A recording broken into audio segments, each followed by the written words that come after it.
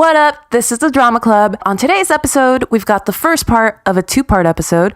This one's on our boy Tupac Shakur, R.I.P. Machiavelli. The second part, you'll find out later in the show what it's all about. But first, we're going to do some hot topics, including Claire Foy, the motherfucking Queen of England, is getting paid less than fucking Doctor Who.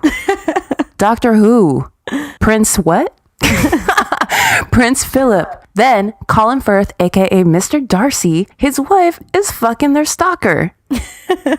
She's fucking a stalker. Yep. Okay. And then we're going to finish it off with a quickie. It's our new trivia game show. What did that person die eating? Featuring Mama Cass and a ham sandwich. This is the Drama Club. Yes. Oh my God.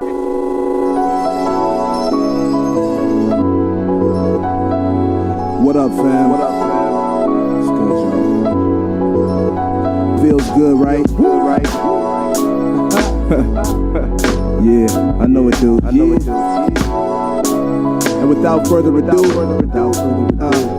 we broadcasting live. I'm all about keeping it cute. The cuter we could be, the better. Hey, 10% of your cuteness is your hair, according to you. So no, I said 8%. 8%, okay. And 45% of my personality.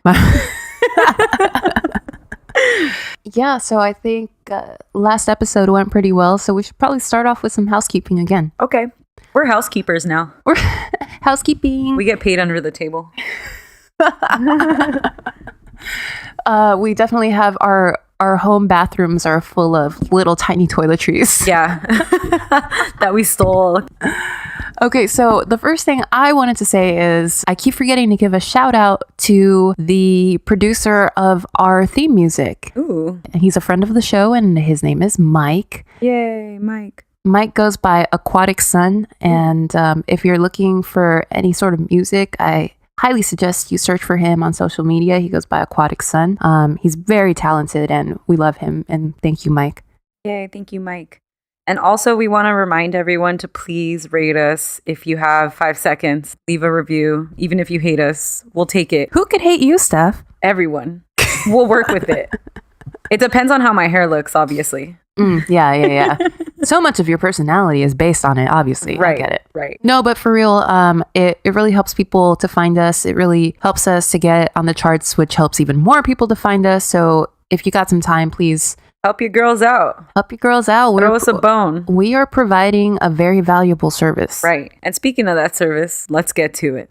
Okay. All right. So first things first, we got a couple of hot topics for you guys today. Okay, so this hot news hit the streets of yahoo.com today. Or like this week, Claire Foy was apparently paid less than her co-star Matt Smith on the Netflix show The Crown. Okay, what type of bullshit is this? She's the queen. She's the fucking queen. She's the one who fucking wears the fucking crown. The show revolves around her. Okay, I understand that Matt Smith is Doctor Who. Right. So that's what they had said to justify it, that when they brought him onto the show, he was straight off Doctor Who. And I guess he had done some film in the BBC or some shit. I don't know. That goofy looking motherfucker did a film on BBC? Yeah, well, like he was more famous. He was known and she wasn't, apparently. I guess people watch Doctor Who, right? That's a thing. Yeah, people love that. Have you ever seen it? Nope. I know there's like some sort of blue phone booth, right? I think there's some sort of talking robot. We're pissing a lot of people off right now. Is that Lost in Space? I don't even know what that is. But yeah, so she was paid less. This makes me sad because we're in a time right now where people are really being vocal about the wage gap between genders and a lot of things going on. So it makes me sad that Netflix is also a part of that. Okay, so I'm not gonna hate on them for the beginning, because if he was more well known, I understand that. Right. But she's been nominated for an Emmy for her role as the Golden Queen. Globe. Yes, and he was not nominated for anything. His role has really not. People have talked about her performance and how amazing it's been. So why didn't this get rectified? Not rectified, but why didn't she get an increase then in the second season based on that performance? And also, he plays Prince Philip, right? Yeah. Low key, I didn't know Prince Philip was still alive when this show started. No way! I was like, oh, he's still alive? Okay. I love the royal family. You sure do. I really do. We're gonna make you. I love The Crown too. That show is fucking fantastic. I think it's beautiful, and I've watched every episode, but like every once in a while, I'm like, why am I still watching this? I'll rewatch that shit right now. Really? Okay, let's turn it on right now. You're going to have the official title of senior royal correspondent on this show. Thank you. What does that title come with? Because if it's not an increase in pay, then I'm not interested. You're going to get paid the same as my salary for the crown. Okay. Which is 0. I can't be mad at it then. What else we got? What's another hot topic? Oh, wait. Also, Matt Smith does got a funky ass fucking face, huh? Yeah. And Prince Philip is a fuckboy, so they shouldn't be paying that much. Prince Philip is a fuckboy. Yeah. That I learned from season 2 of The Crown on Netflix. Now streaming. Have you seen the new show with what's his face? Joel McHale? Yeah. And he does that Netflix sound all the time. A few years ago, I was watching TV with my mom, and she was like, we were watching The Soup, and Joel McHale came on, and she was like, why don't you try to date Joel McHale? And I was like, he goes to your school or something? And I was like, okay, I'll get on that. He's in your class. He is cute though. He's super cute. Especially and he's really funny. After he got those plugs. Yeah. Like he really took care of his that hairline shit. did struggle. You know who else's hairline struggled? Steve Carell from in the first season. Yeah. And they have his hair slicked back also, which makes it even more daunting that the front is like slowly fading. But yeah, he really had his hair come upeth. Michael Scott definitely had some sort of hair intervention. So did Daniel Tosh. Daniel Tosh did too? Yeah. Never noticed. He even makes fun of it on Tosh.0. Like in the later seasons, he'll like show pictures of the earlier seasons when he's balding. Mm-hmm. Oh no. Yeah. You know who else needs a hair intervention? Don't say it. Stevie Wonder? Oh no. That's not what I was thinking. So, you know what I was thinking? What? Prince William. Oh, yeah. He needs a hair intervention for sure. Yeah. They could have a whole season of The Crown about his hair. Prince William's hair transformation. Oh, that's so sad. Prince William, as someone with a great head of hair, let me tell you, it can make up for 45% of your personality being complete shit. This podcast, I think, like, we're a great haired podcast. But people can't see it, so it doesn't fucking matter. Bad. I'm so sorry, you guys. I feel so bad. May has a pink purple hair. Yeah, I have a bouffant mohawk. You do? Yeah. Steph has a beautiful long ass hair. Long coif. It flows in the wind like every Mariah Carey video. Oh yeah. I try to be as much like Mariah Carey as possible. You're doing a great job. Thank you. Wait, but I was gonna say Stevie Wonder because doesn't his hair, like, his hairline starts straight up on the back of his head now. His hairline starts where like most ponytails start. Well, he can't see it. So yeah, so what? He doesn't have friends? I mean, and he dresses like he's on what I'm assuming a villain on Doctor Who would dress. Like he wears like long ass like Afghans. Like, yeah, he looks like, I don't know. He clearly doesn't have any friends and I feel bad. Stevie Wonder, I will be your friend. Yeah. Come over, I'll cut your hair. We'll dress you like the Backstreet Boys in their peak. Oh. They dress good. In the I Want It That Way video? Yeah, they dress in the all white? Yeah. I remember when they were out and NSYNC was out and NSYNC used to dress like fucking trash. Like, they had patches of shit. Right. NSYNC dressed exactly how you would imagine that their lead singer would go off and wear an all jean suit. Oh, yeah. That's how definitely. they fucking dressed. Like, they all dressed like that. And Backstreet Boys were always like very well put together. Like, I think at one point Gucci was dressing them. Oh, really? Yeah. That makes sense. NSYNC always dressed like Seth boys. Green in every movie in the 90s. Like, they dressed like they were Seth Green and Austin Powers. Like, low-key, almost like snowboarding. That's exactly. Yes. Cargo pants. This may appear to be only monkey business, but in reality, it's very serious, ladies. Dude, you know, I've been dying to talk to you about this. What? The next hot topic? The next hot topic, which is Colin Firth and his wife are being stalked. That's amazing. And Colin Firth's wife is sleeping with the stalker. I think you tweeted, like, hold up while we write our doctoral thesis on this or some shit. Because this story is fucking insane. It's got layers. Are you kidding me? Yeah. Okay, so Colin Firth and his wife, who've been married forever. Have they? Yeah. Really? Okay. Well, I don't know much about her. Unfortunately, I feel like a bad feminist because I keep calling her Colin Firth's wife, but I don't know her name. They met on the set of something. She had a very short-lived acting career. Really? Mm-hmm. I know she's a producer of some sort also. Oh, maybe she's still in the biz. I don't know. So back in I think 2015, 2016, they separated very quietly. Yeah. And I actually, when I was reading the story, I checked back to see if it was following his Oscar win, because you know how that always happens. Oh, yep. But no, it was? No, it wasn't. Oh, no. His Oscar win was like 2011 or something. Okay. King's Speech. Yeah. I like that movie. I liked it too. Speaking of royal family. Yeah, so... The royal episode.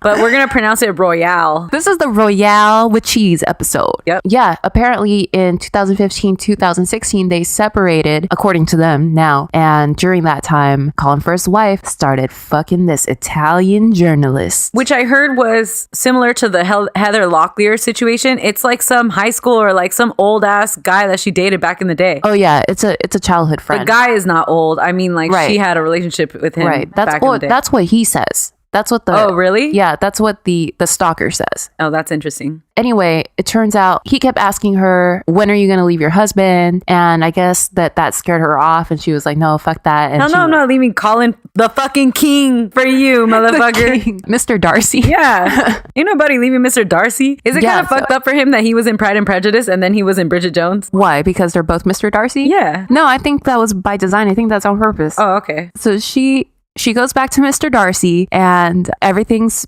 fine. I guess they're back together. But then this fool allegedly starts stalking both of them. He like sent Colin a crazy email with like details of their relationship. Which that's pretty savage. Come on. Would you ever do that, you think? Like if someone did you dirty? I mean, nah, because you'll always regret that. Yeah. You'll always go back which is what he says now. Like, right. He regrets it. But I get wanting to do that. I wish I didn't have self-control and I did shit like that. That would make my life more exciting. I would maybe do it in person. Oh, yeah. So it can't be recorded? Yeah. Yeah. But do you believe that he's stalking them? That's what they say. Oh, yeah. I mean, they even said it like to the cops or some shit, right? Yeah. I mean, like, why else would they want to come out with this information? Mm-hmm. It's kind of embarrassing. True? They have kids and stuff too. They have to protect their, kin. Well, see, that kind of reminds me of, remember Kendra Wilkinson and Hank Baskett? Well, of course I remember them, but what about that? Remember that he was allegedly having an affair with a transsexual woman or something? Right. And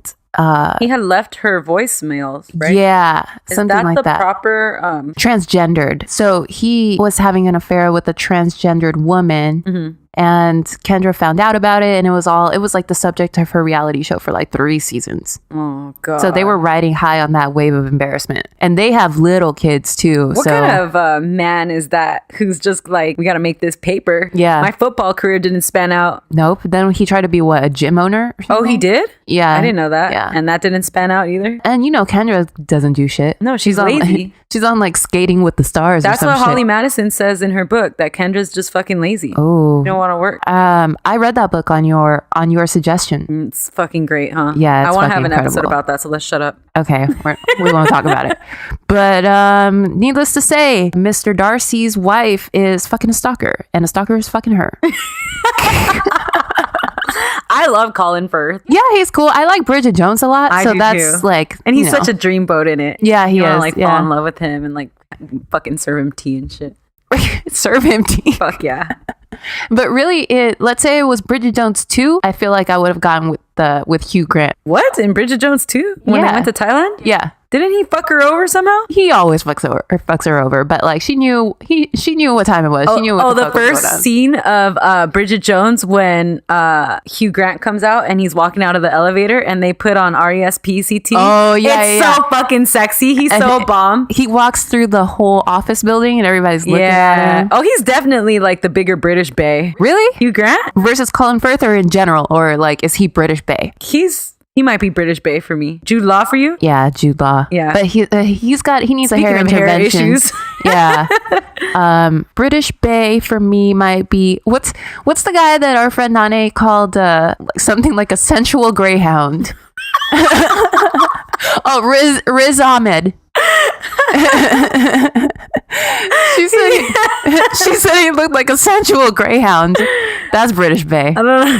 I don't think any man wants to be called that ever. No? However, Trixie's been around, and when it comes to undressing, she should be able to show us a thing or two. Oh, now, Trixie, please, don't forget your bedroom manners. Coming up next. Next up, Stef's going to tell us a story that's very near and dear to our hearts here in Southern California. And that's the story of Tupac Shakur. Yes. Thug life, baby. I wish that we could use like Tupac music for this intro, but we don't have that kind of money to buy those type of copyrights. We could maybe afford to buy like A bootleg version? the music that he released after he died, you know? Oh, yeah, those the one that's posthumous, those like Machiavelli. Yeah, those suck. No, they don't suck, but you know, Right. they're not keep your head up. Right. We could probably afford, do you remember on Chappelle's show when Chappelle was like, Dave Chappelle, that's not your wife. With like, is he with like Mos Def or something? No, he was like at the club, and the joke was, how come all this Tupac music has been coming out to this day? And he's like, I was at the club last week, and it's like Chappelle at the club dancing with some girls, and the DJ's playing the song, and it's like, Dave Chappelle, that's not your wife. That's pretty good. So, Tupac Amaru Shakur was born on June 16th, 1971 in East Harlem, New York. Dude, this dude is like from everywhere. He's from everywhere. Oh, he is. Yeah, for sure. Also, that's not his original name. He was born Lasagne Parish Crooks, and then in 1972, his parents renamed him to Tupac, who is the name of a Peruvian revolutionary. Oh, did not know that. Fun fact. Bloop. His mother and father were active members of the Black Panther Party, and several of his family members were a part of the Black Liberation Army. His upbringing was very socially conscious, and he obviously learned that at a young age, and it stuck with him throughout his entire life. So then, in 1986, his family moved to Maryland, and he spent 2 years in high school at the Baltimore School for the Arts. Oh, that's dope. He went to an artistic high school? Yes. He went to the high school from Fame? Yeah, seriously. Okay. There he studied jazz, poetry, dance, and acting. Cool. So he's super well educated and smart, right? Mm-hmm. And here he met Jada Pinkett Smith. I remember this from the film, what's it called? Resurrection? All Eyes on Me. Oh, okay. Oh, really? I didn't watch it. So they meet at the school there or what? I think they just show them being homies. Like when they're in high school, he reads like a love letter to her. They're very, very close friends. And they stayed close throughout his life. Tupac was known for his rapping skills at this school as well. Okay. So then in 1988, his family moved to Marin City, California, which is a town north of San Francisco, where he finished high school. In 1989, he began attending Leela Steinberg's poetry classes. She organized a concert where Tupac's group, Strictly Dope, performed. And I want that to be the name of my fucking group. Strictly Dope? Strictly Dope. Yeah, that's so fucking tight. Is the S like a $? No, but that we should have named our podcast this. Oh, yeah. Strictly dope. Anyways, so at this concert that was organized by his teacher, he was discovered by a man named Atron Gregory, who signed him as a roadie and backup dancer for the hip-hop group Digital Underground at 18 years old. Yes. Yeah, that's awesome, huh? Yeah. Hold on tight because he fucking blows up from here on out. Okay. Yeah. So in October 1991, Tupac filed a $10 million lawsuit against the Oakland Police Department, alleging that the police brutally beat him for jaywalking. And he was awarded $43,000 in a settlement. Whoa. Yep. Damn. In what year? 1991. Whoa. Okay. Tupac then premiered on the Digital Underground song Same Song, which is made for the movie Nothing But Trouble. And the group, including Tupac, had a small cameo in the film. On November 12th, 1991, Shakur released his debut underground solo album, Tupacalypse Now. Its most famous single is Brenda's Got a Baby. Right. Dude, that's what we should have called this podcast. Brenda's Got a Baby? No, Tupacalypse. Maypocalypse Now. This album showcased the contemporary social issues that all of Tupac's music pretty much comments on, such as racism, police brutality, poverty, black on black crime, and teenage pregnancy from the perspective of a young black man living in America. Okay. So this is it now. We have genius activist, young Tupac beginning his personal musical career with this album. And then I want to just point out that Tupac's music, poetry, and his philosophy all go like together hand in hand. Okay. He had a lot of depth and awareness. You think always at all times though? That he's so complicated to me. He's you know? a very like, complicated figure, and he really grows into a certain kind of man. I think so. I think that he had this kind of like depth in his music even when he got more angry. Yeah. You don't? I just think that sometimes he's Aggressive. Sometimes he acts a fool, and I don't know if it's just like a self-destructive sort of streak in him or if it's a rebellion or what, but I sometimes think he's like, angry at like the way he's treated or the way he sees black people treated, and I think that's how he starts to vocalize that in his later years. Yeah. You think maybe if had he been given the opportunity to grow older older, maybe he would have expressed it in a different way. I hope so. Yeah, I totally hope so. Okay. I also think Tupac's really smart because I think this is something we don't see in music that often, because music doesn't have to be fucking deep to be popular. It just has to be catchy. Yeah. But I think he was good. He understood that, and he did both, you know? He tried to encompass it all, and I really... You respect that. Yeah, I really admire that. Okay, so then on July 17th, 1992, the movie Juice was released. And this was Tupac's first starring acting role. It's a crime film about 4 friends growing up in Harlem, and it's really good. I've never seen Juice. Oh, it's really, really good. Yeah? Yeah, watch it. In February 1993, Tupac released his second album, Strictly for My N.I.G.G.A.Z.Z.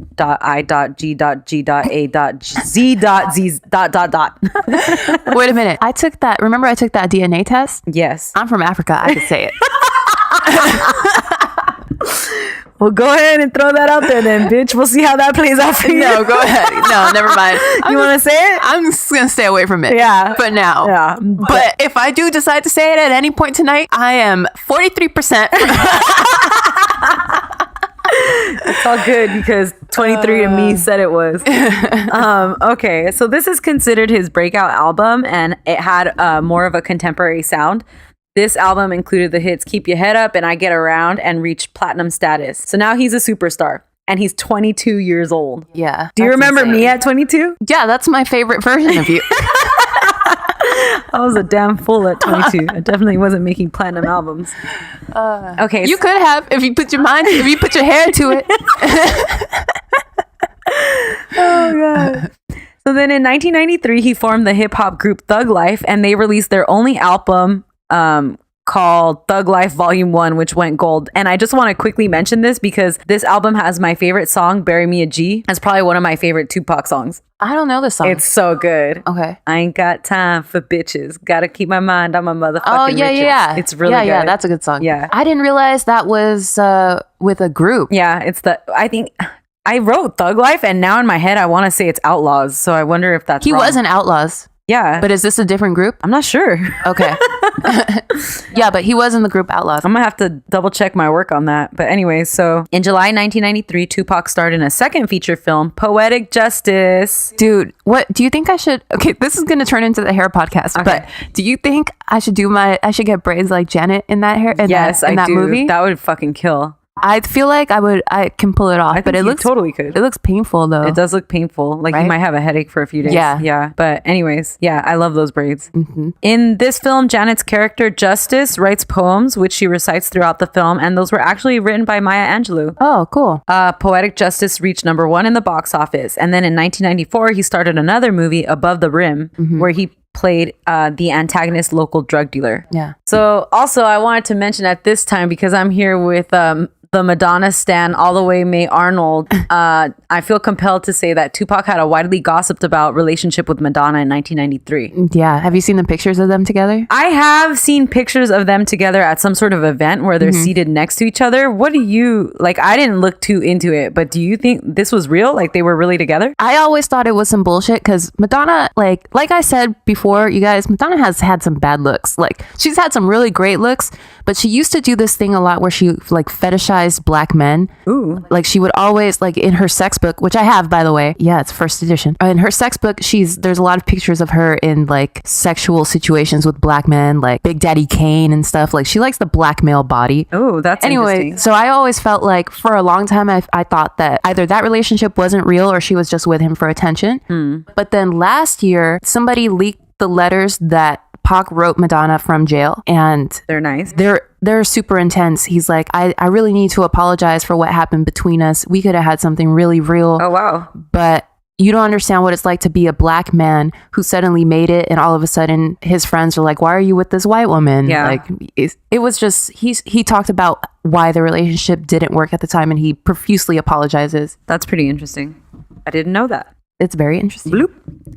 So that was all in 1993. So in November 1993, a woman brought charges alleging that Tupac and his entourage raped her. Tupac maintained his innocence. While appearing on the Arsenio Hall show, Tupac stated that he was innocent of all charges, and he was hurt that a woman could accuse me of taking something from her when he himself had been raised and surrounded by strong women. Now, is this the thing where he's alleged to have been in the next room while his friends raped a girl, or is that completely different? I didn't go into the details of this case, but I do know that one of Tupac's defenses was that they had engaged in consensual sex the day before. Oh, okay. But I'm not sure like what the actual allegations were of this case. Okay. But anyway, so this case begins ongoing investigations and hearings, right? So keep that in the background. Okay. So then on November 30th, 1994, Tupac was beaten and shot 5 times by 3 men during a robbery at Quad Recording Studios in New York. Now, this is going to bring in 2 very important people to this story. The Notorious B.I.G., a.k.a. Christopher Wallace, a.k.a. Biggie Smalls, and his producer friend Puff Daddy, a.k.a. Puffy, a.k.a. Diddy, a.k.a. Love, or whatever the fuck he calls himself now.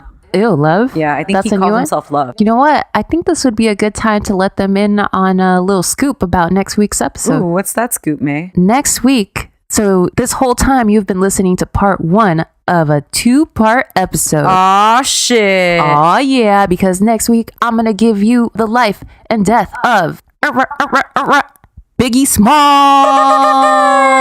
Biggie Smalls is the illest. So, yeah, you guys, we're going to have a cliffhanger tonight. Yep.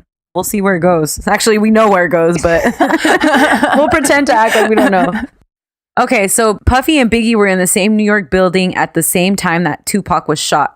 So Tupac believed that they had set him up to be shot. And up until now, I think their relationship had been friendly.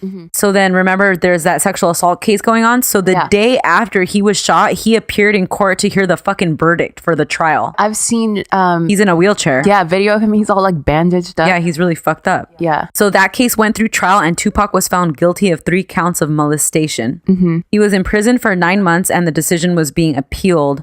But due to court costs and everything, his bail was $1.4 million and he couldn't afford it, which is very interesting to me because in March 1995, Tupac released his 3rd solo album, Me Against the World. Right. The first single being Dear Mama. This is considered one of the greatest and most influential hip hop albums of all time. So this album, Me Against the World, dropped while he was in jail, and he was the first ever artist to have an album at #1 while serving a prison sentence, which is a very odd statistic. And I wonder if it stands. I wonder if he still holds that record. Right. Okay. Wait a minute. Go ahead. But I was gonna say you're surprised that he couldn't afford the bail, Right. 1.4 million. But you know how shady record companies are? Yeah, that's like, why people try not to even deal with record companies anymore, right? You think you're making like $1 million or something because you just had this record go platinum or something, but they're like, hold up, you have to pay us back for studio time, advertising, the car that we leased you, et cetera, et cetera, et cetera, et All cetera. those photo shoots. Yeah. Yeah,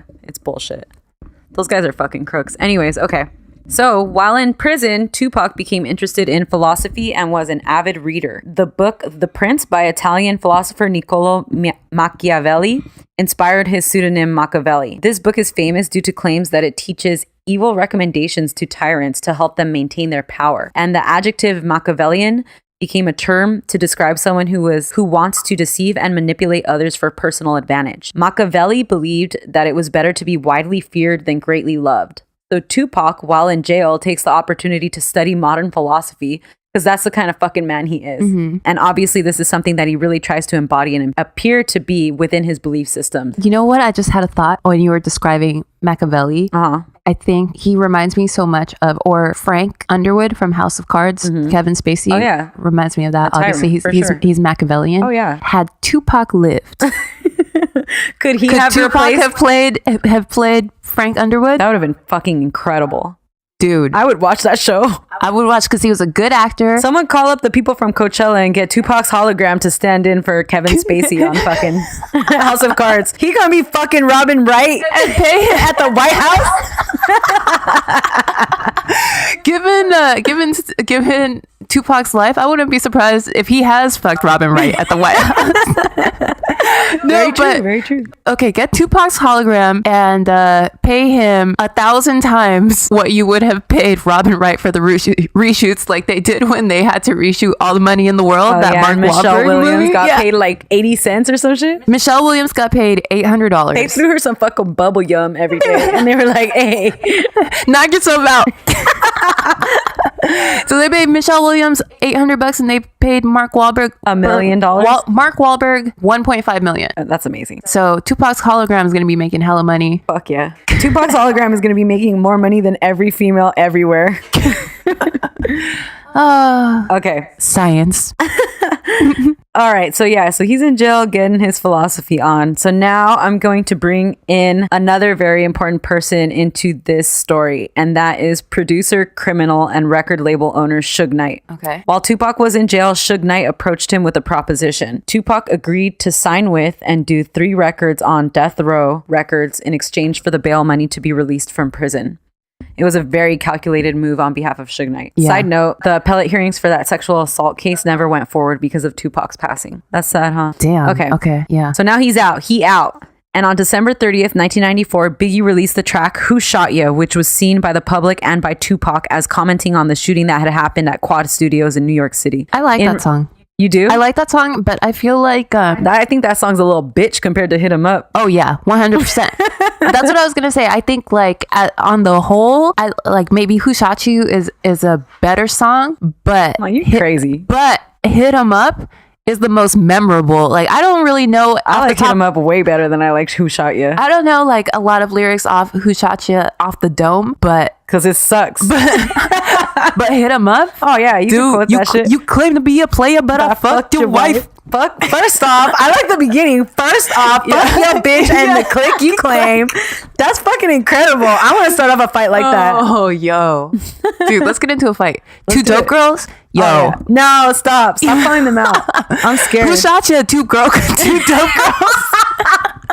No, man. All right. I'm scared now. Okay. Don't be scared of Jessica Williams. You heard me. Man, sit your ass down, because you know damn right that if we get into a fight, I'm gonna be the one to have to fucking actually fight. That's true. I'm just talking shit. You fucking painting your nails and shit. Hold up. But maybe if I get those Janet Jackson box braids, though. No, remember what Tiffany said? You can't be having long hair in fights because it makes you weak, because that's something to grab onto. If we go to jail, we gotta shave our heads. Yeah. Put that in. That's why I'm never gonna make it in jail, because I'll never shave my head. There goes 45% of my personality and 8% of my cuteness. Oh, you don't need it in jail though. Fuck, yes I do. In response, Tupac released Hit 'Em Up, which is one of the most infamous diss tracks of all time. Probably the best diss track of all time. Yeah. It's Hit 'Em Up, then it's Ether. Yeah. Oh yeah. So like May said, he claims to have slept with Faith Evans, bags on Puffy's record label Bad Boy, the entire Junior Mafia crew is like fucking ripped to shreds, and then threatens to basically kill all of them and their families. Yeah, it's fucking crazy. He goes hard. Okay, so in October 1995, Tupac has now joined the record label Death Row Records. At the time, Dr. Dre was the in-house producer, but he left shortly after to start Aftermath. Suge Knight famously dissed Puffy at the 1995 Source Awards, where he goes on stage and he says something like, anyone who wants to be an artist without the producer all up dancing in the video. Wait. I was going to say this in my podcast, but you were? I'll say it in yours. What? Please allow me. No, I want to do his speech. Oh, you want to say the full speech? Yeah, I want to do his speech. Okay. Okay, hold on. I think you should save it for yours, actually. You think so? Yeah. Save it for yours, May. Okay. All right. Okay. With Puffy in the audience. Months later, Suge Knight and Puffy's entourage get into a confrontation at a nightclub in Atlanta. Mm-hmm. So as Suge Knight is trying to leave, his close friend is shot and later dies. Mm-hmm. Suge Knight blames his friend's death on Puffy and his crew. Right. Then in December 1995, one of Puffy's associates, Mark Bell, alleges to the police that he was beaten up by Dr. Dre, Tupac, Suge Knight, and 4 other members of Death Row. Bell's statement to the police indicated that Suge Knight was trying to find out the residences of Puffy or his family. I heard about that. That's so scary. It's really fucking scary. So this feud, which to the public at the time may have appeared to be just ongoing in music, started to get deep and behind the scenes. Mm-hmm. And I'm scared of Suge Knight. I'll just say that I'm still scared of Suge Knight because he's a scary individual. He has a very long rap sheet and he appears to be fearless in terms of like the crimes that he'll commit. Also, I'm scared because this girl that I went to law school with is one of his like 45 criminal defense attorneys. Yeah, defending. He's in jail for a slew of things right now, including I think he ran someone over. Yeah.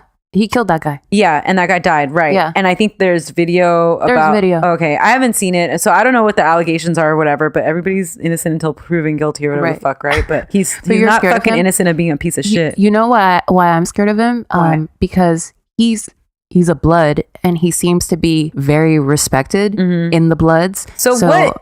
So, does Suge Knight confirm that he's a blood? Yeah. He does? Yeah, he does. Okay. I know what I had mentioned in this later, what I'll mention is that there's pictures of him with people who are outspoken blood members and he's throwing up the gang sign and stuff. I don't know if Suge Knight himself had ever like confirmed. No, he did confirm it. He does? Okay. He would say like, what do they call it? They're Pyru. Oh, okay. Right? That's what they call themselves? I have no idea. Okay. Is Cardi B a blood? Yeah, Barty's a blood, dude. She is? Yeah. How can you sit here on my couch and not know that Barty's a blood? Calm the fuck down. Because her fucking name starts with a C. Bacardi? Yeah. Nah, dude. Cardi. She goes by Cardi. She goes by Cardi, yeah. So why does she go by Cardi if she's a blood? But now she goes by Barty. Oh my Barty God. gang. This is so fucking dumb. Anyways, this is so dumb. I can't even fucking... That's why I don't know. You know she's pregnant? Yeah, I heard she knocked up with, what's his face, Migo. One of them. Yeah. Anyways, okay. So then on February 13th, 1996, Death Row Records released Tupac's fourth studio album, All Eyes on Me. This album strays from his social commentary and is more closely related to gangster rap that was popular at the time. So this is where we start to see his music growing more and more aggressive, right? Like we were talking about. Also, I'm just going to say this is one of my top 5 favorite albums of all time. What is on this? How Do You Want It and California Love. Oh, yeah. I was going to say... It has everything on it. I Get Around on this? No, that was the album before. Yeah. But this one, I think, also has I Ain't Mad At Ya. Yeah. To Live and Die in LA. This fucking album is so good. Anyways, this album went 5 times platinum within 2 months of its release and over 9 times platinum by 1998. Dope. Real quick, I'll just say his 5th and final album was released under the stage name Machiavelli. And it was named the Don Illuminati, the 7-Day Theory. That was still released while he was alive. And that's the album where a lot of the conspiracy theory type stuff comes from. Yeah, but that has to do with Machiavelli too. Yeah. Niccolo Machiavelli. I was trying to ask my cousin about this because he read that book. Didn't he die? Fake his death or some shit like that. Yeah, I don't know. Anyways, fuck that. So now let's get into some police investigation type shit. Okay. If we had sounds, this is where it would be like broop, broop. That's the sound of the police. I'm pulling your ass over. Pull over the head ass too fat. Pull over that ass too fat. Whoop whoop. Okay. So in July of 1996 at a Lakewood mall, a sect of the Bloods ran into a sect of the Crips. The Bloods were associated with Suge Knight, and one of the members had on a Death Row diamond and gold necklace. These necklaces were apparently only handed out by Suge Knight to his very close friends. And if you look at pics from the 90s, all of his crew had this necklace. Oh yeah, Dre had it. Snoop, Tupac. It's even that one famous Death Row album, the black background with the black turtlenecks. Yeah. They're all wearing that chain. That's what our pictures Let's should do be. It. I just don't like because remember that fucking guy on MTV, Rob Dyrdek? Yeah. He had that done with like with the guy Big whatever. There are some iconic pictures that are just going to be remade all the time anyway. Do you remember that one music video that Erykah Badu had where she just remade album covers? Yeah. Is it Honey? I love that song. I think it's Honey. That's tight. Yeah. We should do that. That album is so good. Yeah. Somebody give us an idea for how many pictures, what type of pictures we should take for our social media. Yeah, guys, we want to get some professional pics. We don't know what to do. What will get you to support us on Patreon? Oh, the Patreon that we do not have yet. Yep. But if and when we do get it, you'll be the first to know. Okay. So yeah, it's that hella famous Death Row. Oh wait, necklace. I got a good Patreon thing. What? Okay, we're gonna pass out gold chains for $100 Patreon contribution. You get to decide what picture we're gonna take. That's dangerous. Have you seen those things like when people like let other people pick their tattoos and shit? Oh yeah. I'm like, who the fuck? I wouldn't trust anybody to do that. Me? No, fuck that. I would trust you. I feel like you would know you for sure would know what I wouldn't want. Yeah, for sure. Anyways, okay. So that's that dope ass crew everyone has. It's like a guy on a what is that chair? Electric chair. Yeah. So remember, we're at the mall. I'm asking you guys to remember because I already fucking forgot where I'm at. Okay, so one of the Crips at the Lakewood Mall, Orlando Anderson, saw the necklace and stole it off the member of the Bloods that had it on. Mm-hmm. I'm going to say something controversial. Go ahead. Orlando Anderson. What? He kind of cute. May, I'll kill you. First off, fuck that bitch and the clique you claim. You know the footage in the casino? Yeah. I feel like in that security footage, he looks pretty cute. He looks like well. Don't start. Don't start. What up? I don't listen to that. I don't know. But she do now. You better calm down. I'm gonna kick your ass. Okay, anyways, so I'm never gonna get through this fucking story. Shut up, man. Stop thirst trap on fucking our podcast. I'm gonna rap hit him up I was gonna fuck you up, dude. I told you stop starting feuds that you're never gonna get in a fight. It's just gonna be me. You're just gonna throw my ass in there. Sorry. Okay. All right, so one of the Cribs, Orlando Anderson, saw the necklace and stole it. According to an informant, Puffy had offered $5,000 to any Crip who could bring him one of the infamous death row necklaces. That's so funny. Yeah, that's some rich petty people shit. That is some very petty people shit.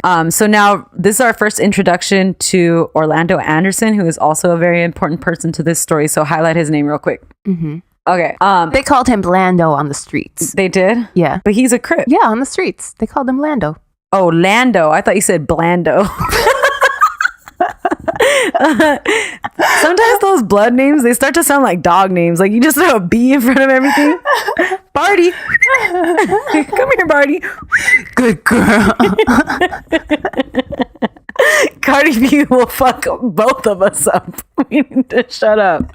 She's gonna come fuck us up right now. I'm Barty gang. No, fuck you. You're a Barty gang? Yeah, I am. Shut up. I am. So tensions are very high, obviously, in the East Coast, West Coast rap war.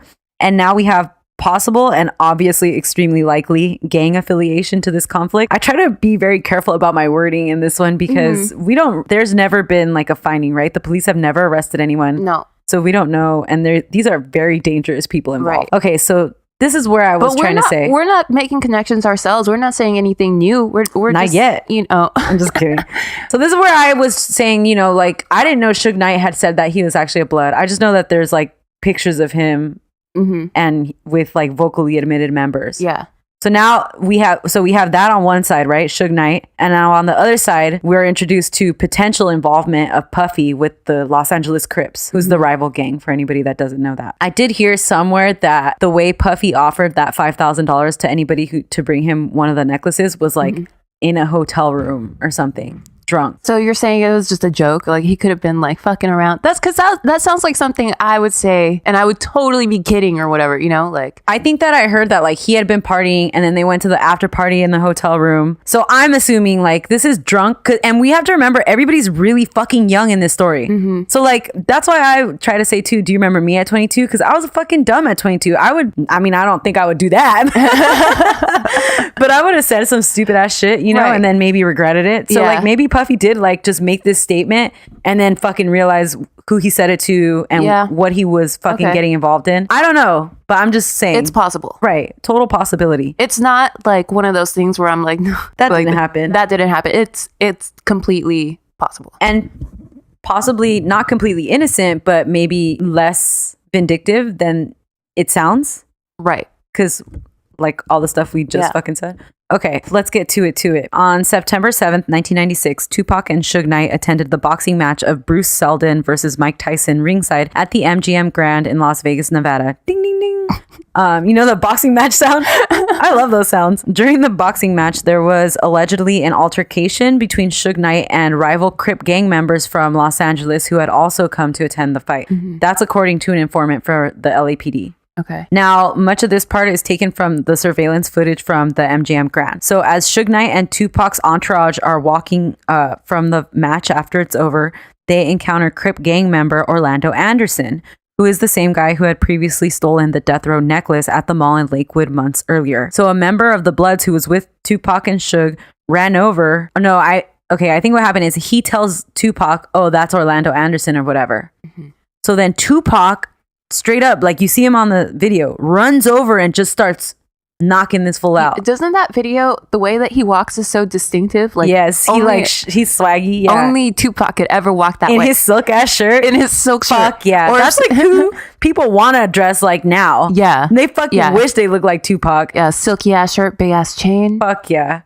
Guys don't shave their heads like that anymore. They don't. That is a very like 90s thing. You don't see guys with shaved heads. I like that look too. I don't know if I like that look, but I like it on Tupac. Tupac has like, I don't know if it's because he's not my type, but like if his charisma, his swagger, he's like very he sexy. can, yeah, he's sexy. Yeah. Anyways, okay, sexy ass Tupac ran his ass over there in his silk shirt and attacks Orlando Anderson. The whole entourage then gets involved, and it's like they're just straight up fucking jumping him. Like they're all on top of him. Presumably he's on the floor. You can't fucking see him. Yeah. And you just see like arms and fucking legs. Like they're straight up jumping this fool. So then they all run away when security starts to head over. So then Tupac and Suge Knight run out of the fucking hotel, and you see them on surveillance footage, and people start noticing him because it's fucking Tupac in his silk ass shirt. I wrote this down, silk ass shirt.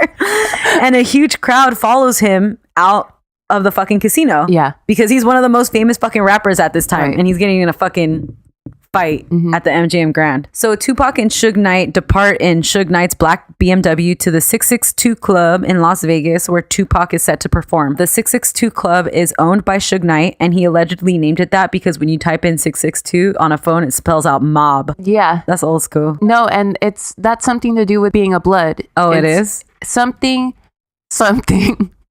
blood. It's not money over bitches. It also means money over bitches, but it's something to do with the That's a blood Scrabble stuff. word for this week. Mob. Mob. Hell yeah. M.O.P. So Tupac is in the passenger seat while Suge Knight drives. They have a car full of their security following behind them, including Tupac's close friend Yaki Gaddafi. Okay. At around 11 o'clock p.m., Suge Knight gets pulled over for having music on too loud. As they get pulled over, two girls notice that it's fucking Suge Knight and saw Tupac. So then like they pull over, and I guess I saw an interview of these two girls, and they say that Tupac is like, hey, we going to the club. Come on, like follow us, you know? So they end up following Tupac and Suge's car to go to the club with them. So try to picture this in your mind, because what happens is that these girls, remember they have the security car behind them? These girls end up pulling their car in between Pac's car and his security car. So they're all getting ready to turn off of Flamingo, and they end up, the girls say, they're like, what are we doing following Tupac to this club? We can't fucking go with this fool. It would be exactly what would happen if it were you and me. Oh yeah. This is totally something that I would agree to, and then 2 seconds later be like, I can't be following Tupac to no club. If we pulled up next to Tupac, we'd be like, oh, hey, yo, it's where Tupac. the party at? Where the party and at? he'd be like, come to 662, girl. And we'd be like, yeah, let's go. And then, and then all of a sudden we'd see like somebody like Astro Burger or some shit. yeah, and we'd be like, no, this isn't us. Yeah, Let's we go to can't be Astro going Burger. to We can't be Tupac, going to yeah. 662. The fuck is there? I imagine if you're the type of woman who follows Tupac to the club, you're also the type of woman who's ready to do whatever that entails, right? Yeah, exactly. Yeah. Okay. And no bad looks to you. I mean, fucking do it. Yeah, but you know what you're doing. Yeah. Okay. So according to these girls off their interview fucking years later, they're saying like, oh, they were like, nah, we're not going to do this. So they end up pulling into the right lane while Suge Knight is on the left lane to turn right. So then at about 11:15 p.m., a white 4-door Cadillac pulls up to the right of Suge Knight's car, lowers the window, pulls out a gun, and shoots rapidly into the car 9 times. So he's behind the girls. He's behind the girls. Tupac was shot 4 times, twice in the chest, once in the arm, and once in the thigh. One of the bullets went into his right lung. Suge Knight then speeds around and books it down the street. He hits an intersection, busting his tires. So I think that slows things down, because I think he was just trying to get away. But then when he hits the intersection, now we have Tupac bleeding out. Yeah. So then they wait for paramedics to come, and they took Tupac to the University Medical Center of Southern Nevada. Also, side note, did you know that Tupac was engaged to Rashida's sister? Kidada Jones? Kidada, yeah. Yeah, at this time, and she was in Vegas. So in a documentary that I saw, allegedly after the MGM fight and before he took off with Suge Knight to the club, he went to Kidada because she was supposed to go with them to the club. and allegedly tells her like, I just got in a fight, like, you know, like maybe you should stay back or whatever the That's fuck. a scene in All Eyes on Me? In All Eyes on Really? Me. Which is interesting because then potentially saved her life, right? Yeah. And I wonder, that must be extra horrible for her to know that she could have been in the car with him. So Tupac is now in the hospital and he fights for his life for 6 days. At the hospital, Shakur was heavily sedated, placed on life support machines, and was ultimately put under a barbiturate-induced coma after he repeatedly tried to get out of the hospital bed. On September 13th, 1996, Tupac Amaru Shakur succumbed to his injury and passed away. He was 25 years old. So we have a couple of things to note, right? Because there's an East and West Coast rap war full blown at the time of Tupac's death. Also, Suge Knight is a huge influencer on Tupac at this time, and Tupac was becoming more aggressive in his music. I even read that after that first shooting at Quad Studios in New York, that Suge Knight was convinced it was Biggie and Puffy. So I'm sure that kind of pumped up Tupac, you know? Yeah. Like, whereas maybe if he would have had someone else in his ear, maybe could have calmed him down. Yeah. Right. Anyways, so Suge Knight was like flame to the fire. Right. I mean, not flame flame to the fire. he was flame. Suge Knight was gas on the Let's try another one, man. Suge Knight was fuel for the fire. Fuel for the fire. Good job, man. Yeah, I did it, guys. Yeah, you did. Okay. So further, there are implications that obviously there's gang affiliations to Tupac's death, as well as with Suge Knight and Puff Daddy. So according to the LAPD, the day after Tupac dies, there are rumors of the Los Angeles Bloods holding meetings to discuss the death of Tupac and the involvement of Orlando Anderson and the Crips. The murder of Tupac really appeared to have shown a green light for a gang war between the Bloods and Crips to erupt. And at this time, I think it did go up. Like, there was higher crime in South Central and Los Angeles at this time. Now, one theory out there is that Suge Knight orchestrated the murder of Tupac because he was going to leave death row. That's what Snoop says. That's what Snoop says? Yeah. When? I read that when he was leaving death row, Suge was trying to pressure him to stay. Who, Snoop or Tupac? Snoop. Pressure him to stay. And so Snoop was starting to get scared that Suge was going to do something to him. And one day after a concert, Snoop got jumped. And he thought, like, this Suge definitely has something to do with this. So he filed a police report. And when he filed a police report, he was, you know, they were like, do you have any reason to be scared for your life for this man? And he was like, yeah, I'm scared for my life. That motherfucker killed Tupac or whatever. Oh, shit. So this was after Tupac's death? Yeah. Oh, Snoop was still on death row at that time? Yeah. Really? But not for long after. He was trying to get out. Because Dr. Dre was already out. Yeah. Is Snoop on Aftermath? Still? I don't know. No. Oh, okay. But was he? I don't think so. That's interesting. He might have gotten a deal somewhere else, you know? Yeah. It's so weird to me, like musicians, because you see them photographed and you think they're real friends, but they're not. Yeah. They're not real friends. Like Jay-Z and Kanye don't fucking like each other. The business friendship. Yeah. Business relationship. But what's sad about Jay and Kanye, though, is I feel like Kanye thought it was a real friendship, and Jay the whole time was like, no, this is my work colleague. I think Jay was friends with him up until Kanye got with Kim. And then, like, I think Bae doesn't like him. that's the so thing. Like, you know, a man's got to make his wife happy. Yeah. I don't know. I just think it also says a lot about Kanye. You think so? Yeah. I'm not trying to put down the fucking first family of Los Angeles. I'm going to get my ass killed. More so than Rhymes with Schmarsmashians. I think it says something about him. More so than the Suge Crips Knight. and Bloods we've been talking about? No, I'm fucking real scared of these fools, but you The are here making me Kardashians? do this shit, so here I am, bitch. The Kardashians? The Schmarsmashians. Okay, so yeah, there was a lot of talk that Tupac wanted to start his own label and fund the rappers that he believed in, which makes sense, right? Yeah. Everybody does that now. Yeah, but I think that this theory is dumb because Suge Knight was gonna just fucking be in the same car as people pulled up and shot Tupac, like, you know? Yeah. Yeah, so that's like, just hope you don't get shot. I think that's a dumbass theory. Didn't the bullet ricochet off his head? Yeah, like one grazed his head or something. Also, I wanted to say that there's the stories from the Nevada PD that Tupac was going in and out of consciousness for 6 days. Yeah. So they kept questioning him to try to say, like, who did you see? Because they must have seen something. I don't know. I mean, I don't know. I've never been shot at, so I don't know. No, but even if they did see something, like what are you gonna say? Oh, it was a dude. It was an old dude. But if it was like if it was Orlando Anderson, oh, he knew who that was. They would have known. Yeah, that's why Tupac jumped him at MGM, because he was like, "That's Orlando." The one somebody dude was him. like, "That's the dude that took my chain." Exactly. Yeah. I mean, I fucking hope he remembered the face of the guy who just jumped. Mm-hmm. So you know what I'm saying? But anyways, Nevada PD said that they kept questioning and that Tupac's only response was, "Fuck you." Yeah. And there's stories saying that that's his last words, but I think that's bullshit. That's all I've heard. I think that's his true. last yeah. words. There's a lot of shit about Tupac out there. There's a lot of written shit about him. People say crazy shit about him. 1 month after the shootings, Orlando Anderson and 21 other members of the Crips are arrested and investigated. Anderson was not ever charged, and Vegas police said that he was not a suspect. Mm-hmm. And Vegas police also discounted any connection between the fight that Tupac and his entourage had with Orlando and the shootings, which is really fucking ridiculous to me. That is so dumb. This couldn't possibly have anything to do with the fact that he just beat this man half to death 5 minutes before. Did they have fucking the head of PD from The Simpsons on this case or some shit? Chief Wiggum? Yeah, Chief Wiggum. Chief Wiggum led the Tupac murder investigation at Nevada PD. Yeah, see? None of these things are connected. Book 'em, boys. Remember that Simpsons episode? Yeah. Yeah. Anyways, Chief Wiggum didn't find any connection between the fucking fight that had literally happened like hours earlier.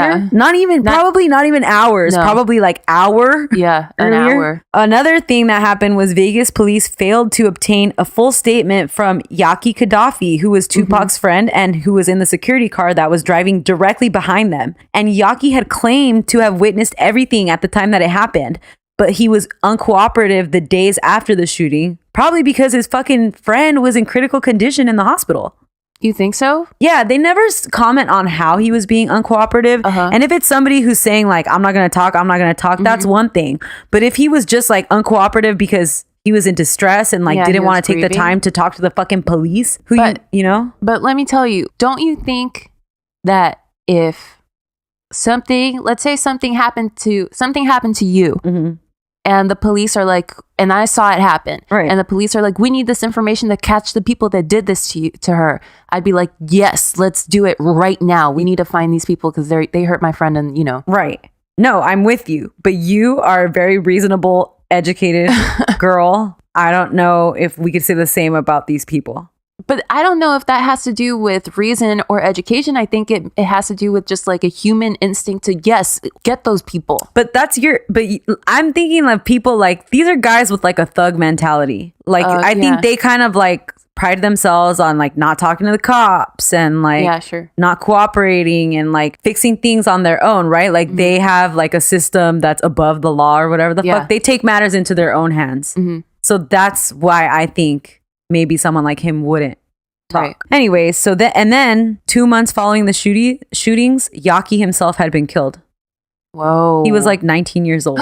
No. So they never ever got his official statement. That's fucking crazy, right? Okay.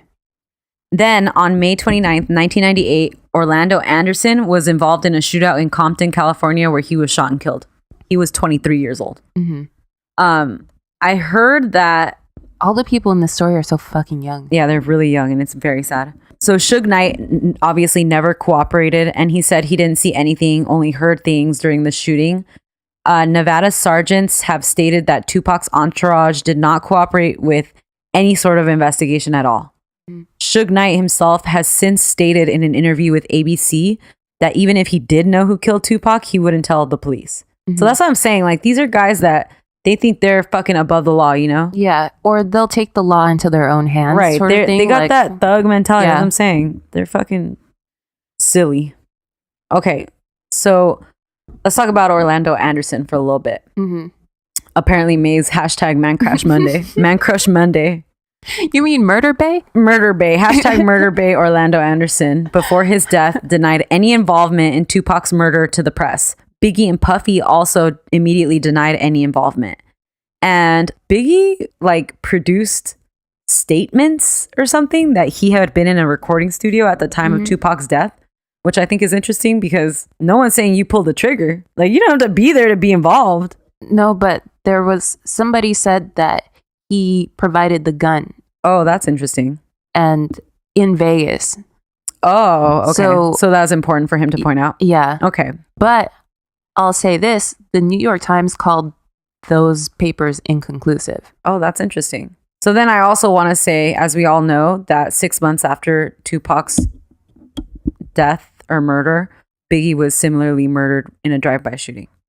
And he was 24 at the time of his death. Yeah. So Pac was 23? Yes. Let me see. No, 25? No, 25. Yeah. And Biggie's 24. Orlando Anderson was 23. Oh. Everybody in this story, they're fucking babies. No, they're super babies. It's like the worst thing. Except for Suge, right? Suge's older than them, I think. I don't know. Fuck that fool.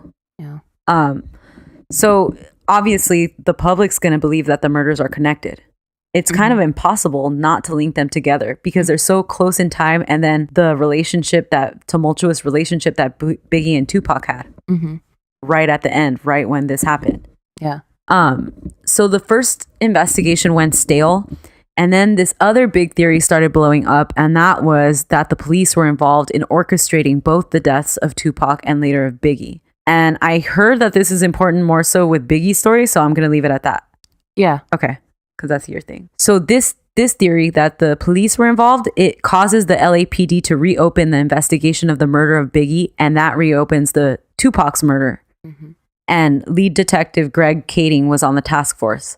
Greg Kading recently did a Reddit AMA, and I read it. It was pretty good. Oh, I read part of it too. Okay, cool. So Greg Kading and the LAPD are trying to break down the allegation that the police had anything to do with the murders. So they go back and start reinvestigating all the players that were in Vegas at the time and had originally been questioned, and anyone associated with some of the higher people of interest, like Orlando Anderson. This brings us to Dwayne Davis. He's the uncle of Orlando Anderson and an admitted member of the Crips gang. They're both allegedly friends with Puff Daddy. Davis claims to be friends with Puffy through a mutual friend who was a drug dealer in New York. Puffy has denied any and all association to Davis as well as any connection to the Crips. So Davis was present the night that Tupac was shot in Vegas. He's in the surveillance footage and confirmed. And Davis was also at a party that Biggie was at the night that Biggie was shot. That's also confirmed. He was interviewed shortly after the death of Biggie by the police, and he did not cooperate. So Detective Greg Kading found out that Davis was involved in some heavy drug stuff. So in 2008, so now we're fucking 10 plus years past the death of Tupac, Davis was reinvestigated for drug charges that came with a life sentence. The police used this sentence as a negotiations point to get Davis to talk about the murders of Tupac and Biggie. Davis, in a recorded statement, alleges that he spoke to Puffy in a hotel suite about murdering Tupac and Suge Knight. Davis alleges that Puffy announced that he'd give anything for them dude's head in a hotel room in Anaheim to a room full of Crips gang members. Oh, I think maybe I had confused this with the necklace thing because this sounds like what I was trying to say previously. So these are some of the bolder claims on the murder of Tupac. Davis claims that he then met with Puffy at Greenblatt's Deli on Sunset in Hollywood. And at this deli, it was agreed that Davis would have Tupac and Suge Knight murdered in exchange for $1 million. Let me tell you something. Go ahead. As an LA girl, Right. having a sandwich at Greenblatt's, taking out $1 million hit on someone, those go together like peanut butter and jelly, baby. I 100% can see that happening in my mind. I feel like Puffy could have chosen a more serious restaurant for this type of conversation. What's a serious enough restaurant Like a for this to steakhouse. happen? Like you're going to discuss murder over pastrami. That's silly. Puffy, you're silly. You gotta make my Caesar salad courtside, tableside. You gotta make my discuss murder. my Caesar salad tableside to Don't discuss try to murder. negotiate murder with me over a fucking French dip, a roast beef dip. Fuck that. And if you are, at least make it Langers. Yeah, fuck. That's so fucked up. Greenblatt's? Even the name of the restaurant is silly. No fucking murder discussion allowed. I hope that's on the front when it's like no shirt, no shoes, no murder discussion, no Puffy. Service animals only. Yep. So this is fucking crazy, right? Like, this is a crazy thing to say, what you're saying, what this man is saying, because that now means that Puff Daddy had a fucking serious one-on-one meeting and arranged and paid for the murder of Tupac and Suge Knight. Right. Conspiracy to commit murder. Right. That's a very fucking heavy thing you're saying right there, my dude, over some fucking pastrami. So in this recorded conversation, Davis states that he and his nephew, Orlando Anderson, along with 2 other males, drove a rented white Cadillac to Las Vegas for the Tyson boxing match with no intention of murdering Tupac. They were just trying to go to the boxing match. It's something they did all the time. So what he's saying? We were just going to the fight. Next thing you know, we just murdered someone. Right? That's just crazy. You know how that happens. You know how that happens every once in a while. You know how when you're doing the dishes and sometimes another dish pops up, you wash it. Just get all the shit done at once. Fuck it. But so anyway, so what if this guy is saying is true? Tupac jumped the nephew of basically a hitman who was supposed to kill him. Bad luck. You know? So Davis says Did that also happen to Machiavelli? I don't know. No, I doubt it. So Davis says once they found out that Tupac jumped Orlando, they immediately began planning an attack. And several witnesses testified that not testified, but have stated to the police that once Orlando started bleeding from the head after the fight, other men immediately wrapped around him and appeared to be discussing something serious. So several witnesses have corroborated the story that the Cadillac had 4 men inside, the Cadillac that pulled up next to Suge and Tupac. Yeah. Davis states that the driver was their friend Terrence. Davis himself was in the front passenger seat. Immediately behind Terrence was male number 3. I don't remember that full name. And then immediately behind Davis on the passenger rear seat was his nephew, Orlando Anderson. So Davis says immediately after the fight, they went to the club to try to find them, but they weren't there and they never showed up. So they just started fucking driving around Vegas looking for these fools. Now, Davis says that the reason they fucking caught Tupac and Suge Knight is because those 2 girls in the car behind him were yelling his name. Yeah. So then they were like, fuck, there they are right there. And this is also corroborated by the 2 girls that were in the car that admitted to being hype over fucking Suge and Tupac. So then they pull up to the right of Suge Knight's car and Davis was on the passenger side. Davis was equipped and ready to do the shooting, but he doesn't have a clear shot. So he said he turns around and hands the gun to male number 3, who kind of pussies out. He's like, no, I can't do it. So he hesitated. And in that second of hesitation, Orlando grabbed the gun, leaned over male number 3 out the window and began to shoot rapidly at Suge Knight and Tupac. Okay. So that means that if Davis's statement is true, he's identifying his nephew, Orlando Anderson, as the murderer of Tupac Shakur. But by this point, Orlando's dead anyway, so. Exactly. Okay. So then there's one. So that's that theory, right? There's all these theories. So that's another one. And then the other very famous investigation culminating in the 2-part series, Who Killed Tupac Shakur, that was published by LA Times in 2002. This one comes to almost all of the exactly same conclusions as Greg Kading's investigation, except that in this one, they believe that Biggie is the one to orchestrate the killing of Suge Knight and Tupac, not Puffy. Not Puffy. So I just want to say that the truth of the matter is we don't know what happened, right? And we're likely never going to get a concrete answer as to the question of who killed Tupac. Several key players at the time of his death are now gone. And we're talking about something that happened 21 years ago. Also, right after this version of the story came out from Greg Kading, Puffy spoke to LA Weekly and said the allegations were fucking ridiculous and just denied everything. Well, he has no choice, of course. He has to. Right. Puffy will deny until he takes his last breath. Right. So take whatever he says with a grain of salt, I think. Right. Because it's such a big thing to be saying about him. Yeah. We're talking about fucking Puffy who's on his yacht dancing with a cigar in his mouth and shit. Right. Trying to do the cumbia. People are saying that this man hired a hitman to kill Tupac and Suge Knight. Yeah. That's fucking crazy. He's a murderer. So it makes me really sad. That's, basically, we lost someone monumental. And I want to talk about his legacy a little bit. Okay. But that's basically all the big theories that I have in regards to Tupac's death. Right. What do you think? I think that, what do I think happened? What do you think about Puffy probably having a hand in the murder of Tupac? Okay.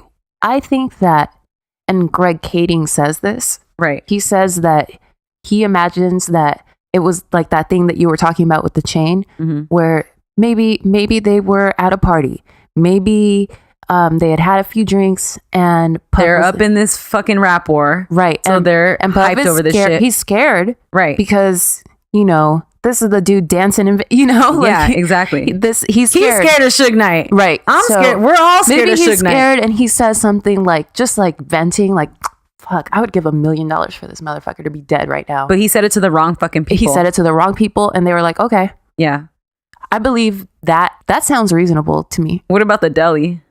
The deli, I'm telling you, I could picture it in my mind. Oh, that's right. It goes like peanut butter and jelly. Yeah. Okay. Puffy and pastrami. All right. So Tupac's life and work has had a monumental impact on the hip hop and Black community. People have named him the most influential rapper ever. And rappers also almost always name him as an inspiration and praised his ability to raise rap to an art form. BET named Tupac the most influential rapper of all time and noted that his confounding mixture of ladies' man, thug, revolutionary, and poet has forever altered our perception of what a rapper should look like, sound like, and act like. And that's kind of like that thing you're saying, like, Tupac's not the kind of guy you'd necessarily be into, but what is it about him? Yeah. He's so fucking captivating. It's the charisma. There's so many layers to him. Yeah. And even in that surveillance video when he's walking across the casino with his swagger, yeah, you can't help but look at him. Of course not. Even if he wasn't fucking Tupac, right? You'd be your eyes would not be able to stay off of him. Like, every girl kind of likes a thug, but do you really like a full-blown thug? No, fuck that. And every girl kind of likes a guy who's sensitive and into poetry. But are you gonna date a guy that's full-blown sensitive and into poetry? Right. Fuck that. So it was like just the perfect mix or whatever the fuck. And then also remember, when Tupac did Juice, rappers weren't out there fucking making movies. Right. He and Ice Cube were really like the first ones to start doing that. Universities across the nation offer Tupac lectures, including Harvard, who holds a lecture discussing Shakur's impact on everything from entertainment to sociology. Shakur's hit Dear Mama is one of the 25 songs that were added to the National Recording Registry in 2010. The Library of Congress has called Dear Mama a moving and eloquent homage to both the murdered rapper's own mother and all mothers struggling to maintain a family in the face of addiction, poverty, and societal indifference. Wow. On April 7th, 2017, Tupac was inducted into the Rock and Roll Hall of Fame by his friend Snoop Dogg. Oh, that's sweet. I didn't know he got into the Hall of Fame. Yeah. Did he get in on his first year of eligibility, Yes. They immediately applied for him like the day he was eligible or whatever the fuck. That's wild. So I don't want to talk about this theory because it bothers me, but just people speculate about Tupac faking his own death. And that has partially to do with the book we were talking about, Niccolo Machiavelli's The Prince, and his theories in that book, as well as the album, and then Niccolo Machiavelli apparently faking his death. But anyway, so this Professor Murray Foreman from Northeastern University publicly talks about how Shakur's fans have succeeded in resurrecting Tupac as an ethereal life force. Whoa. And I think that's a thing. I think that maybe that's why people theorize that a lot, that maybe he faked his own death, because like, you fucking want him to be alive, right? Right. Because that's how big his impact was, that we're still here 21 years later affected by it. And so his life, even though it was short, was so enriched, it seemed like longer than 24 years, right? Or 25 years. Oh, for sure. 100%. Yeah. Because everything about him was big. There was nothing small or little. Right. So his life can't be little either. Yeah, exactly. And the impact that he made was bigger than the time that he was here. Oh, for sure. One of the first questions that I wrote down to myself when I started researching Biggie was, why do you think there were always rumors that Pac was still alive, but never Biggie? Because I think Tupac is a better rapper and artist. I'm just going to say that bluntly. To be continued. Yeah, May just eye rolled at me. I wish you guys could see it. This podcast is over. We had a good run, guys. Yeah. 4 episodes, maybe 5. We forgot. Remember, we lost count. What did Kirstie Alley say to Stephen Hawking? You had a good go at it. That fucking fat bitch. She said that about Stephen Hawking. Hold on, I'm finding it. She said, "You had a good go at it. Thanks for your input." That's what I just said to you, Steph. That's what you We had say a to good contestants on Top Chef, not fucking Stephen Hawking's. You cheersy ass bitch. R.I.P. R.I.P. Stephen Hawking. I might. Oh, one last thing I want to say about Tupac's life existing even after his death. Don't forget, in 2012, he performed at Coachella via hologram.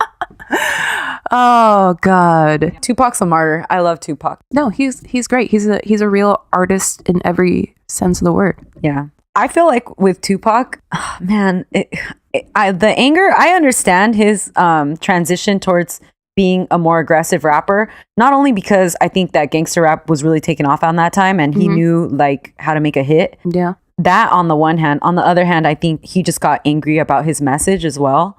And he was hanging out with fucking Suge Knight all the time. And I feel like it was a really volatile time to be a black man. Be a young black man in America. It was. I mean, it is obviously to this day, but At that time, it seemed heightened. And he had firsthand experience because of the thing that happened with in Oakland. Yeah. Even though he's getting more aggressive, it makes me sad because I think young Tupac, like Tupacalypse Now and maybe his second album, where he's a little bit more calm, I feel like older, mature rappers strive to be like that now that they're older, and Tupac had it when he was so young. Like, I think fucking Jay-Z now tries to send a fucking message, right? Mm-hmm. Jay-Z wasn't really sending a deep kind of message to young people in his earlier albums. I mean, he was talking about his experience and growing up and shit. Talking about like selling crack. Yeah, like he was talking about his experience in life, but he wasn't trying to like up what we think of like young culture, right? He wasn't telling them fucking invest your money and shit. Right. Like he is now trying to. And I think that says something about Tupac. Oh yeah, for sure. Also something about Jay-Z. But do you know what scares me about, let's say if Tupac would have lived? What? It pains me to say this, but I guarantee you he would be garbage by now. Well, see, that's the thing. Like when you die young, like that's how I feel like if Marilyn Monroe would have lived to her old age and her looks would have faded and she probably would have had a bit of bad plastic surgery, we probably wouldn't think of her as the great beauty that we think of her or like idolize her to be, right? I agree. That's what happens when you die young. Yeah. You're preserved. Yeah. In this at your best. Yeah. You're untouchable. Yeah. Yeah. You're right. That's Tupac. That's the life and death of Tupac. That was really good. Good, man. R.I.P., baby. You know, the average woman will use every bit of feminine trickery at her command to sell herself to the man she loves until she lands him. And after that, she just sends him monthly invoices. Let's hit him with the quickie because something's got to make me fucking giggle over here soon. Or I'm quitting this podcast. What did we say? Mama Cass eats a ham sandwich. Oh, yeah. Okay. First, explain who the fuck Mama Cass is, because I thought that was Honey Boo Boo's mom when you first wrote that down. And I was like, she's not dead. May's faded. She is eating sandwiches, though. Hell yeah. 100%. Okay, so today's quickie, it's a good one, I think. So rumor has it that Mama Cass, who's the lead singer of the Mamas and the Papas, do you fuck with Mamas and Papas? I mean, I only know that one song. All the leaves are ground. All the leaves are ground. And the sky is ground. Yeah, so anyway, rumor has it that Mama Cass died eating a ham sandwich. Isn't that the most depressing? I think that Mama Cass is in what's the 27 Club? Is that what it is? Or 26 Club? Oh, wait, really? Yeah. Oh, I didn't know that. I thought you meant like as an older woman. No, what's the name of that? What's the age where everybody dies? 27, right? Yeah. Let me Google Amy Winehouse real fast. Yeah. 27. She's 27. Yeah. Mm-hmm. Okay. Mama Cass is like in the 27 Club. Like she was one of those deaths, like a Janis Joplin, like a Jimi Hendrix that really. Kurt Cobain, Amy Winehouse. Yeah. Mama Cass, except via ham sandwich. That's crazy, man. And that makes me sad because she's big, you know? Oh, she is? She's a big girl. That's why they so call sad. her Mama? Maybe. Yeah. Mama always makes me think of like a bigger girl. What about Lil Mama? Who that? She's the one who jumped up on stage with Jay-Z and Alicia Keys? Do you remember? Yeah, that was so Remember, she had a song with Avril Lavigne. My lip gloss is popping. Was that Oh, yeah. I remember that song. Yeah. Oh, man. What an idiot. You're known for like 2 things, and one of them is super embarrassing. I'm not known for anything, so she's beating me. Well... Yeah, so Mama Cass allegedly died when she choked on a ham sandwich. And this is so prevalent in pop culture that in the first Austin Powers movie, when Austin is like, he's sad because he can't relate to the world in the 90s. He's writing down like all the friends that he'd lost and the reasons why they died. So he's like, Jimi Hendrix, drugs. What's the dude from The Doors? Jim Morrison, drugs. Mama Cass, ham sandwich. He really writes that? Yeah. Oh, that's kind of weird. Yeah, so that was a scandal at the time because a big girl died eating a ham sandwich. Please, God, don't let me die eating like a pupusa. Area Salvadorian dies via pupusa. What else is like a really fat thing to eat? Like a whole cake. No, but skinny people eat cake. What's something skinny people don't eat? Bacon. Oh yeah, bacon. Yeah. No, what's something like particularly fat? Hot dogs. Yeah, like a hot dog. Don't let me die eating a hot dog. Bacon wrapped hot dog. Oh, let me die eating a bacon wrapped hot dog. I die happy. Go straight to heaven. I'll come back like Machiavelli and eat another hot dog and then go back to heaven. I'm gonna fake my death via hot dog eating. And then go live a beautiful life in Cuba, just like Tupac. Take us with you, Tupac. Yeah, we're ready. However, whatever with your helmet.